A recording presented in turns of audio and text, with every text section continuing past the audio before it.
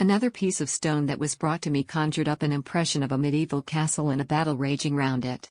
Especially clear where the arrow slits led into the massive walls. I told the man who had given it to me that this stone chipping had been taken from one of the slits. He confirmed this in detail, telling me that it had come from a castle in North Wales whose name I have forgotten. I remember only that it was reputed to be the birthplace of Prince Llewellyn of Wales.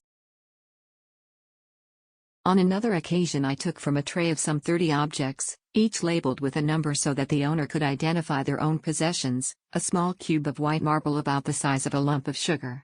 I was at once able to identify the owner, whom I did not know, and told him that he habitually carried the marble in memory of his wife whose body was buried in Italy. The marble itself, I said, he had taken from the foot of the grave. Thus, verily, are sermons written in stones. One day a heavy metal ball, obviously a cannon ball, was among the collection of articles presented for psychometry. On placing my hand on it, I had no difficulty in identifying the battle in which it had been used, the fight for Quebec on the Heights of Abraham in 1759. Sometime after the death of his first wife, Sir Hugo Llewellyn placed a ring in my hand.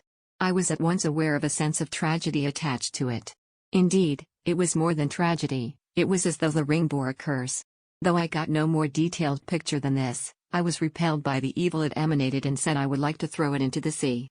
Sir Hugo then told me that the ring, which had belonged to his wife, was set with a stone taken from the tomb of Tutankhamun.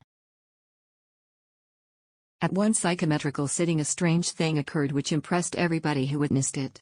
I had been handling a string of large beads which had no clasp. It was a cheap necklace, long enough to be slipped comfortably over the head.